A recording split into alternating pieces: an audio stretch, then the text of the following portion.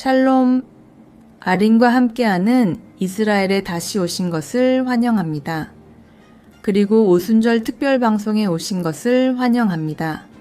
왜냐하면 거의 2000년 전 바로 이날 성령님과 하나님의 능력이 이 예루살렘에 임하셨기 때문입니다.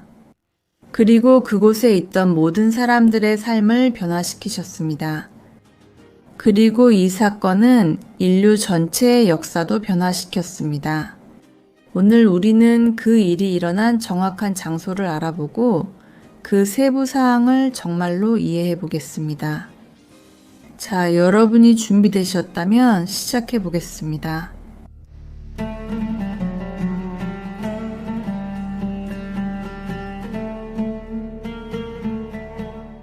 우리의 이야기는 여기 예루살렘 성벽 안에서 시작되는 것이 아니라 성벽 밖 감람산 정상에서 시작됩니다.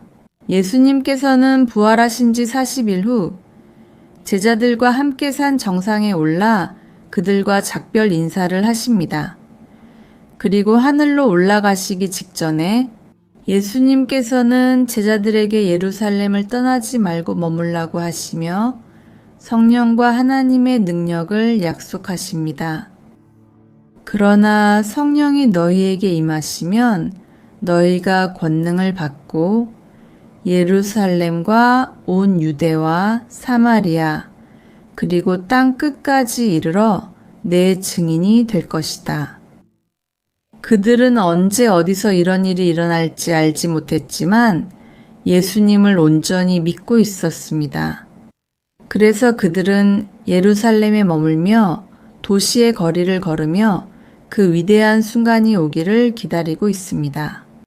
그리고 오늘 우리가 할 일도 바로 그것입니다.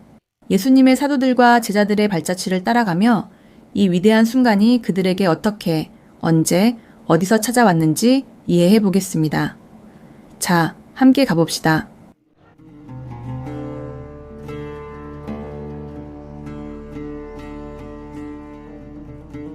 그리고 제자들은 예루살렘에서 예수님의 약속이 이루어지기를 기다리고 있었습니다. 하지만 날이 계속 지나가고 또 지나가면서 도시는 점점 더 많은 사람들로 붐볐습니다. 이미 예루살렘에는 많은 인파가 모여 있었습니다. 왜냐하면 매년 열리는 순례가 다가오고 있었기 때문입니다. 샤부오스. 성경은 예루살렘 성전에 매년 3번의 순례가 있다고 우리에게 말해줍니다. 첫 번째는 초막절, 초막의 축제이고 두 번째는 페사흐, 유대인의 유월절입니다. 바로 그때 그리스도의 순환이 일어났습니다. 그리고 세 번째이자 마지막은 샤부옷, 77절이었습니다. 레위기 23장에서는 유월절부터 7주를 세어야 한다고 설명합니다. 즉, 7 곱하기 7입니다. 총 49일이 되고 50번째 날의 샤봇 축제를 기념합니다. 이 축제는 주로 밀수학의 시작을 기념하는 것입니다. 그리고 또한 모세가 시나이산에서 율법을 받은 것을 기념합니다. 그래서 이스라엘 백성 모두가 예루살렘으로 올라가 첫 열매, 곧 첫 수확물을 성전에 바치러 갔습니다. 그리고 이제 예수님의 제자들과 사도들도 이 절기를 기념하기 위해 앉아서 준비하고 있었습니다. 그리고 그들은 어디에서 이 모든 것을 준비할까요? 지금 우리가 살펴볼 한 집에서요. 저와 함께 가요.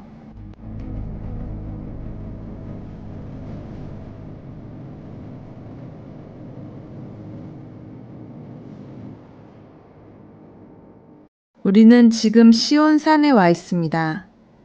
예수님께서는 7주 전에 제자들과 함께 이곳에 계셨습니다. 그들은 유월절을 준비하고 있었기 때문입니다. 그래서 그들은 또한 큰 방, 다락방, 즉 만찬을 할 장소가 필요했습니다. 그리고 예수님께서는 그것이 어디에서 이루어져야 하는지 분명하게 그들에게 지시하셨습니다. 그분은 어떤 사람의 집, 그 집의 2층에 이미 가구가 갖추어진 큰 방이 있다고 설명하시고 그곳에서 그들이 만찬을 하게 될 것이라고 말씀하셨습니다. 여기 이 입구를 보세요. 그리고 이 안에는 이미 2층으로 올라가는 계단이 있습니다. 바로 우리 옆에 이 어떤 사람의 집이 있습니다. 이곳에서 예수님께서 제자들과 함께 최후의 만찬을 하셨습니다.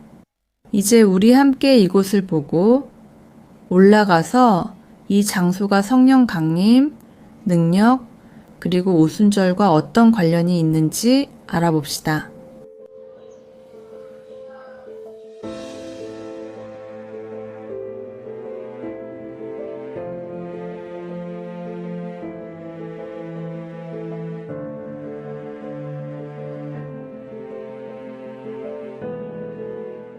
여기서 이미 다락방, 즉 예수님의 최후의 만찬이 있었던 장소의 입구를 볼 수 있습니다.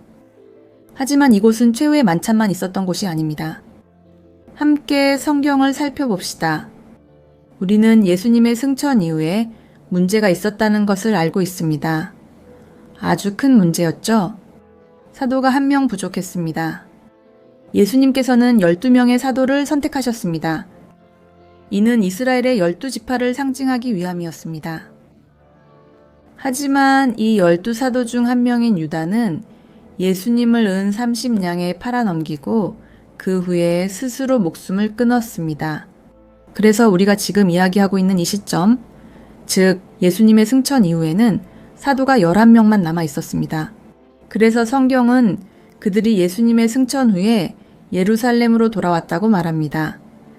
그리고 그들은 다시 한번 다락방으로 올라갑니다. 그 다락방이 어디였을까요? 2층에 있던 그곳이 최후의 만찬이 열린 다락방과 같았을까요?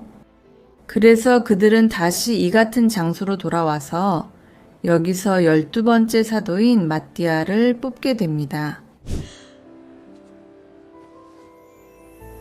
고마워요, 아빠. 저는 예루살렘에 살아요. 매일 이 거리를 걸어요. 다윗 왕이 걸었던 똑같은 돌과 땅 위를 걷는 거죠. 저는 성전산의 흙을 들고 있어요. 이 흙은 90년대 고고학자들이 체질 프로젝트에서 신중하게 구해낸 거예요. 템플 마운트 소일은 그 진위와 출처를 확인하고 인증할 수 있는 유일한 기관이에요. 정말 행복해요. 너무 아름답고 특별하거든요. 그 이상으로 이 흙은 정말 깊은 의미를 가지고 있어요. 저는 예루살렘에서 가장 신성한 장소에서 온 아주 희귀한 역사의 한 조각을 가지고 있는 거예요. 이 흙에는 모든 것이 담겨 있어요. 우리의 신앙이자 가족의 유산이고 대대로 간직할 무언가예요. 가능할 때 모든 기독교인이 꼭 소장해야 할 조각이라고 생각합니다. 모든 조각에는 서명된 증명서가 함께 제공되어 이 보물을 소유하게 될 극소수 중 한 명임을 증명해 줍니다. 아래 설명란에 링크를 클릭하거나 QR코드를 스캔하여 성경 역사를 간직한 특별한 보물을 만나보세요. 저를 팔로우해 주시는 여러분께는 어디에 계시든 배송이 완전히 무료입니다. 샬롬, 이제 다시 영상으로 돌아가겠습니다. 그리고 마침내 샤부옷, 곧 수학의 절기가 찾아왔습니다. 이 절기는 6월절이 지난 후 50일째 되는 날입니다. 우리가 오순절이라고 알고 있는 그 날입니다. 그리고 성경에는 모두가 한 곳에 모여 있었다고 기록되어 있습니다. 그곳이 어디일까요? 아마도 그들이 이미 모이던 곳, 즉 최후의 만찬을 했던 그 장소였을 거예요.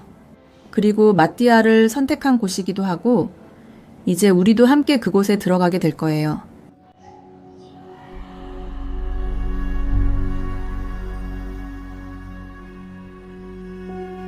오순절이 이르렀을 때 모두가 한 곳에 모여 있었어요.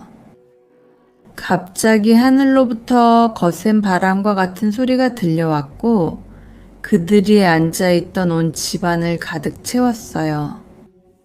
그리고 그들 사이에 불의 혀와 같은 것들이 나타나 각 사람 위에 머물렀어요.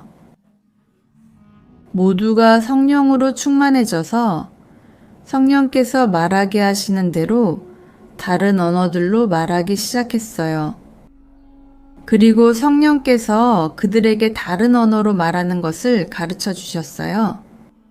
그리고 이것이 무슨 뜻일까요?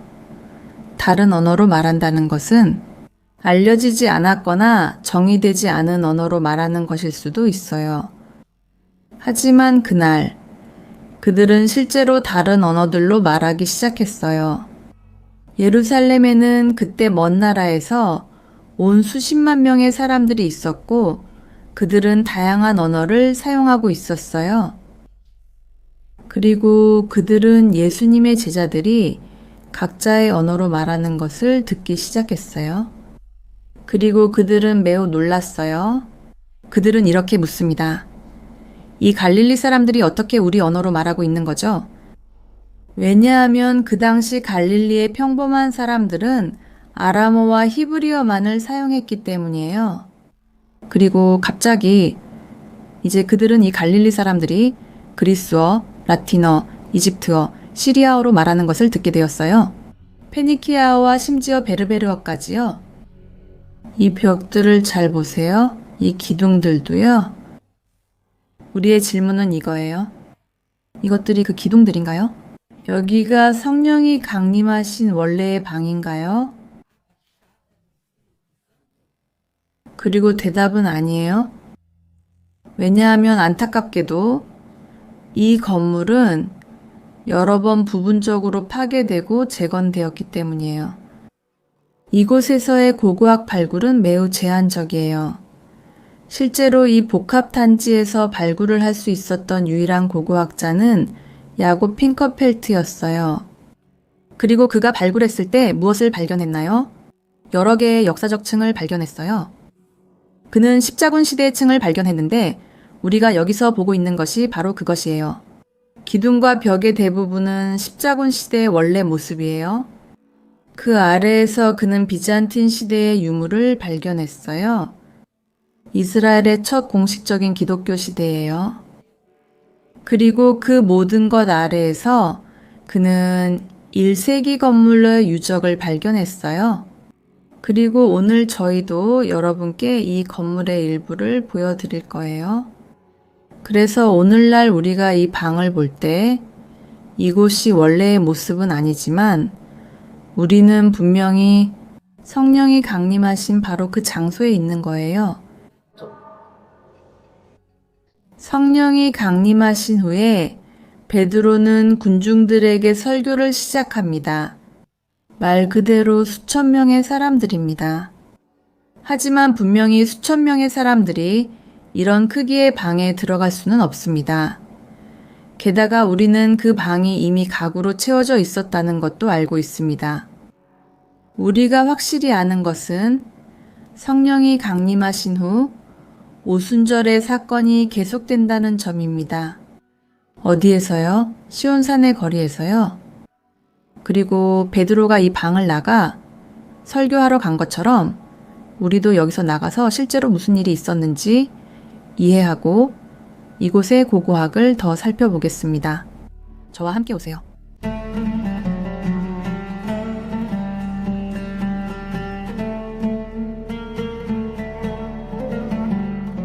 베드로는 설교에서 다윗 왕에 대해 이야기합니다. 그리고 다윗이 어떻게 죽고 묻혔는지에 대해서도 이야기합니다. 그리고 그의 무덤은 오늘날까지 우리 가운데 있습니다. 그리고 바로 그곳이 전통적으로 다윗 왕의 무덤이라고 여겨지는 곳입니다. 우리가 있는 곳에서 불과 몇 미터 떨어진 곳에 있습니다. 들어가서 계속해서 역사를 알아보도록 하겠습니다.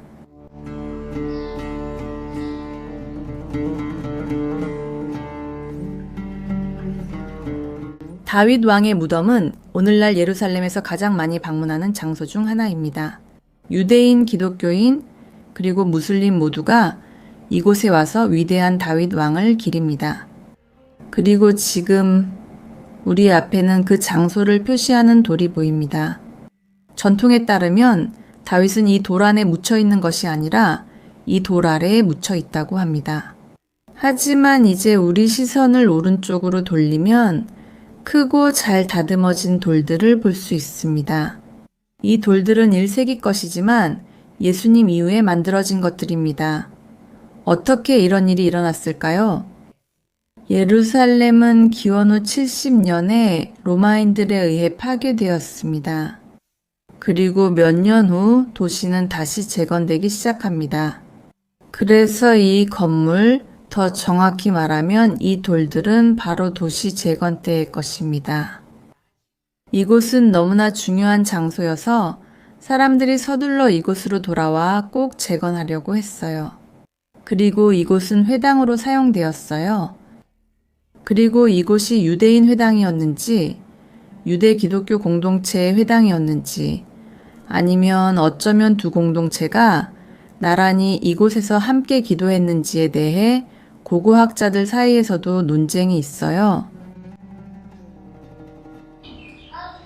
우리가 본 그 큰 돌들은 핑커펠드가 1세기 것으로 인정했는데 이 돌들은 이 장소의 역사성을 보여주는 아주 중요한 증거예요. 하지만 그가 발견한 회반죽이 훨씬 더 중요한 발견이었어요. 그가 발굴했을 때 벽을 덮고 있던 작은 회반죽 조각들을 발견했어요. 그리고 그 회반죽 조각들에는 예수님에 대해 언급하는 글씨들이 있었어요.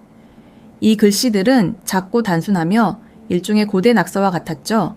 그 중 하나에는 그리스어 단어의 이니셜이 적혀 있었는데 이는 정복, 구세주, 자비로 번역될 수 있어요. 이것은 고대에 사용되던 기독교 표현이에요. 그리고 또 다른 낙서는 더욱 인상적이에요. 그리스어에서 번역하면 이렇게 돼요. 오 예수님, 제가 살 수 있도록 해주세요. 오 주님, 전제군주의 주님이시여. 하지만 안타깝게도 고고학자 핑커펠드는 1956년에 요르단 군인들이 저지른 테러 공격으로 암살당했습니다. 그가 예루살렘 옆에 있는 라만 라헬에 있었을 때였습니다. 그리고 그가 이 비문들에 대해 했던 모든 연구는 공식적으로 출판되지 않았기 때문에 우리는 모든 정보를 가지고 있지 않습니다. 실제로 무엇이 발견되었는지, 그리고 그곳에 더 많은 텍스트가 있었는지 알 수 없습니다. 그리고 이런 이유로 인해 이 비문들도 대중이 접근할 수 없습니다. 이 비문들은 이 지역이 예수님과 그의 이야기와 명확하게 연결되어 있음을 보여줍니다.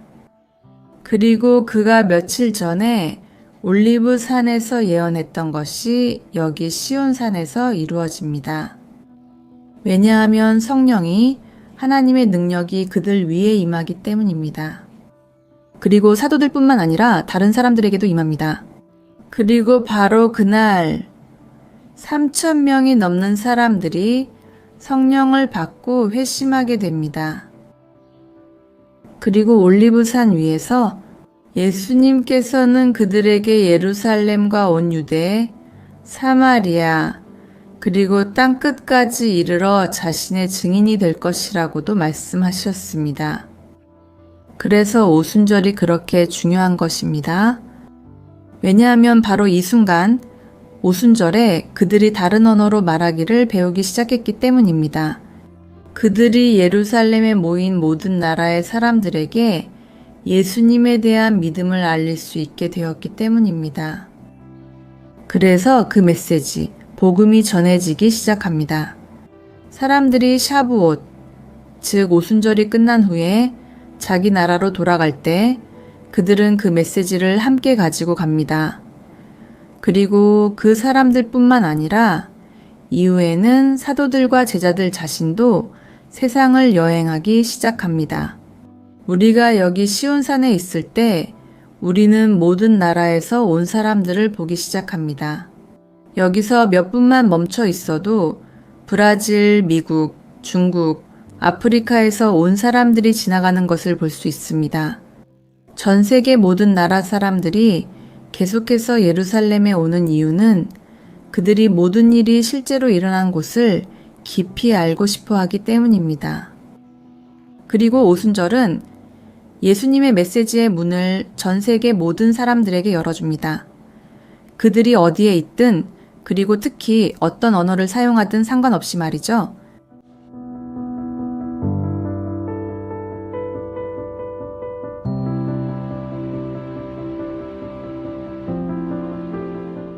그리고 이 시온산 위의 특별한 장소에서 저는 여러분 모두에게 하그 사메아흐, 아주 복된 오순절 축제와 아름다운 일요일이 되시길 기원합니다. 마음에 드셨다면 좋아요를 눌러주시고 다음 주 일요일에 또 만나요.